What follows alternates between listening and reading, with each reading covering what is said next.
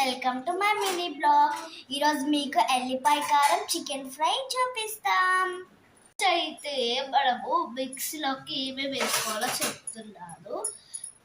మీ taste తగినట్టు కారము ఉప్పు వేసుకున్న తర్వాత అది మిరియాలు వేసుకోవాలి కొంచెం ఘాటు కోసం.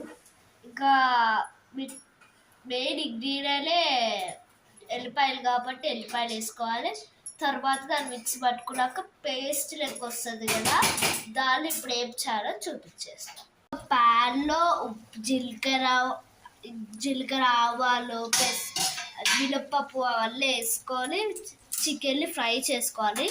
తర్వాత మనం ఏమైతే మిక్సీలో పట్టుకున్న పేస్ట్ ఉంటుందో దాన్ని ఇందులో కలిపేసుకోవాలి. కాసేపు ఇట్లనే కలిపేసిన తర్వాత క్యాప్ పెట్టేసిన తర్వాత చూడాలి. స్మెల్కి దాన్ని తినేయాలంత అనిపిస్తుంది.